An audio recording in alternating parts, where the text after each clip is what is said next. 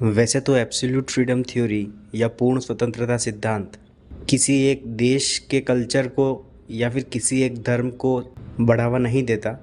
ये जो सिद्धांत है, ये जो चैनल है एब्सोल्यूट फ्रीडम थ्योरी, ये एक किताब पर निर्धारित है। उस किताब में ब्रह्मांड की शुरुआत से लेकर शरीर के बनने तक का पूरा जो प्रोसेस है उसे सरल शब्दों में लिखा गया है। और इस दुनिया का कोई भी व्यक्ति उस किताब को विकसित करने में मदद कर सकता है। मतलब अगर किसी को लगता है कि इस किताब में लिखे गए सिद्धांत में कोई बदलाव होना चाहिए और उस व्यक्ति के सुझाव से कोई बदलाव होता है, तो उस व्यक्ति का नाम भी इस किताब के साथ हमेशा चलता रहेगा। तो जैसा कि मैं कह रहा था कि पूर्ण स्वतंत्रता सिद्धांत किसी एक देश के कल्चर को या किसी एक धर्म को बढ़ावा नहीं देता, लेकिन क्योंकि मेरा जन्म भारत देश में हुआ है और यहाँ के कल्चर और कहानियाँ सुन सुन कर मैं बड़ा हुआ हूँ, तो जब भी कोई एग्ज़ाम्पल देना होता है तो मैं इसी कल्चर में से उठाकर कोई एग्ज़ाम्पल देता हूँ। और इस वीडियो में भारत के ही कल्चर के बारे में हम बात करने वाले हैं। हमने टीवी में या कहानियों में सुना होगा कि पुराने समय में साधु संत जैसे लोग जो कि तपस्या करते थे, ध्यान लगाते थे, उनके पास इस तरह की एक छड़ी हुआ करती थी जो ऊपर से थोड़ी गोल भी हुआ करती थी। जिस वजह से साधु संत लोग इस छड़ी को अपने पास रखते थे, वो वजह बड़े ही कमाल की है। तो उसकी वजह ये है कि जब भी कोई साधु संत एक जगह आसन लगाकर बैठता था तो कभी कभार अपना एक हाथ उस छड़ी पर रख दिया करते थे। अब वो हाथ कोई भी हो सकता था, या तो दायां या बायां। अब बात करते हैं कि वो उस छड़ी को किस हाथ के नीचे रखते थे। जब उन्हें लगता था कि उनके राइट साइड में सांस लेने में तकलीफ़ हो रही है और कम ऑक्सीजन या सांस उनके अंदर जा रही है, तब वो राइट हैंड उस छड़ी पर रखते थे, जिसकी वजह से कुछ ही देर में उनके राइट साइड में फिर से सांस बराबर तरीके से आने जाने लगती थी। जब उन्हें लगता था कि लेफ़्ट साइड में कम सांस आ रही है तो वो लेफ़्ट हैंड उस छड़ी पर रखते थे। अब इसी चीज़ को आगे ले जाते हुए अगर हम याद करें कि टीवी में और सीरियल्स में जब रामायण महाभारत के समय के दरबार हमें दिखाए जाते थे, उन दरबारियों की वेशभूषा में एक कपड़ा था जो उनके हाथ पर लपेटा हुआ रहता था, कुछ इस तरह। अब इसका कंसेप्ट भी कुछ ऐसा ही है।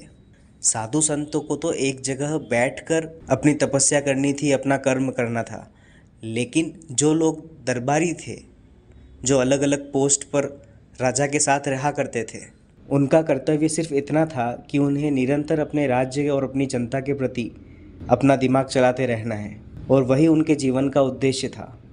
एक तरह से वही उनकी तपस्या थी।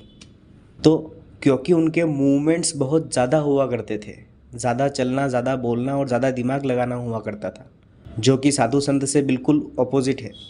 इसीलिए उनके हाथ के ऊपर कपड़ा रहता था जो कि उनके हाथ पर एक भार की तरह काम करता था।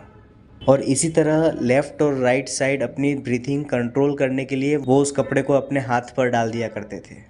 लोग बहुत सही कहते हैं कि हमारी संस्कृति में कुछ भी यूं ही नहीं था, बिना वजह की कोई चीज़ नहीं हुआ करती थी। अब इस चीज़ को थोड़ा और गहराई से समझते हैं। अगर हमें हमारे लेफ़्ट और राइट साइड के सांसों पर कंट्रोल मिल जाए तो हम बहुत कुछ अचीव कर सकते हैं in terms of spiritually, physically, और जीवन के दूसरे पहलुओं पर भी हम अच्छे से नियंत्रण कर पाएंगे। और साइंस ने भी ये माना है, जब किसी एक साइड का ऑक्सीजन फ्लो ज़्यादा होता है तो हमारे दिमाग का एक हिस्सा ही उस समय ज़्यादा एक्टिव होगा। हमें आउट ऑफ द बॉक्स सोचने के लिए इस तरह की ट्रिक पता होनी चाहिए। और ब्रीदिंग पर कंट्रोल करने के बाद हम हमारे ब्रेन को अच्छे से एक्टिव रखना सीख जाते हैं। ऐसा कहते हैं ना कि कुछ भी असंभव नहीं है, लेकिन जो असंभव है अगर हम उसे सोच भी ना पाए तो वो होगा भी नहीं। अगर हम सोच सकते हैं तो वो चीज़ संभव हो जाती है। अब क्योंकि भारत के कल्चर की बात हो रही है तो मुझे एक और बात याद आती है जो कि हनुमान जी से रिलेटेड है।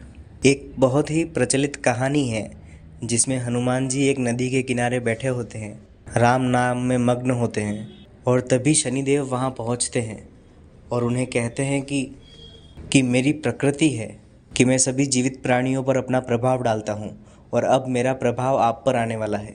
और हनुमान जी तो बस राम नाम में मग्न थे।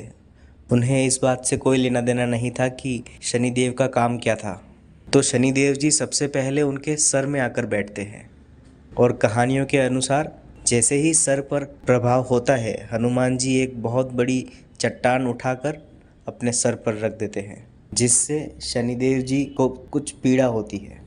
थोड़ी देर बाद हनुमान जी एक और चट्टान उठाकर उसके ऊपर रख देते हैं और ऐसा करते करते बहुत वजन अपने सर पर रख देते हैं, जिस वजन के कारण शनिदेव खुद बहुत पीड़ा में आ गए और अपना प्रभाव हनुमान जी से तुरंत हटा दिया। अब ये तो बस एक कहानी है।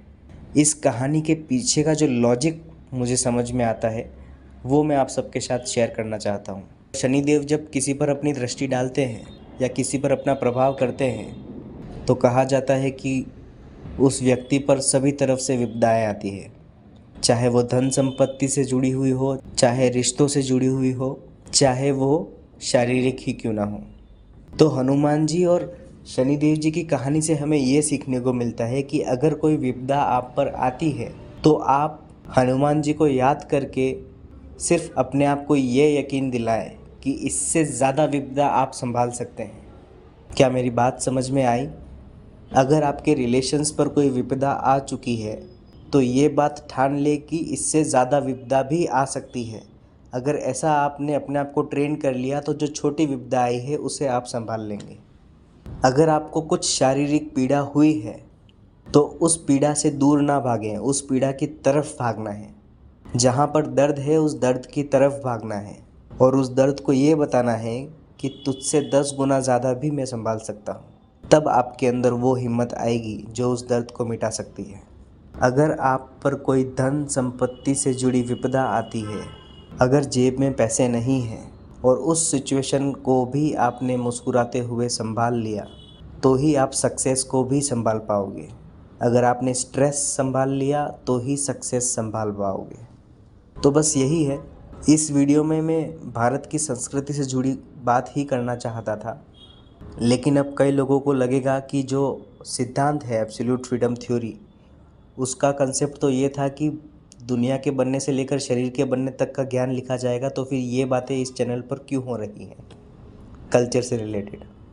तो अब मैं ये कहना चाहूँगा कि जो मैंने लिखा है उस किताब में, अगर वो लिखा हुआ सही है और जो लोग ये मानते हैं कि हनुमान जी वास्तव में थे और अभी भी हैं, और जो लोग ये मानते हैं कि सिद्धियाँ होती हैं, उन्हें मैं ये कहना चाहूँगा कि पूर्ण स्वतंत्रता सिद्धांत में जो ज्ञान लिखा गया है वो एक ऐसे स्तर को हासिल करने में मदद करता है जिसे हम आम तौर पर मोक्ष कहते हैं।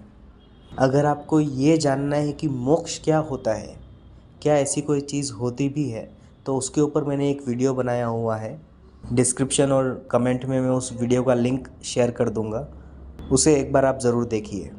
और अगर आप इस चैनल पर नए हैं तो सब्सक्राइब करिए, क्योंकि इस चैनल का ग्रोथ आप ही से होगा। और मैं आपको बस एक प्रॉमिस कर सकता हूँ कि मैं हर उस सवाल का जवाब दूंगा जो कि आप सोच सकते हैं, और मेरा हर वो जवाब उस एक सिद्धांत से ही जुड़ा हुआ होगा, जिस सिद्धांत का नाम है पूर्ण स्वतंत्रता सिद्धांत या फिर एब्सोल्यूट फ्रीडम थ्योरी। और इस कभी ना ख़त्म होने वाली संभावनाओं की दुनिया में मैं आप सबका स्वागत करता हूँ। धन्यवाद।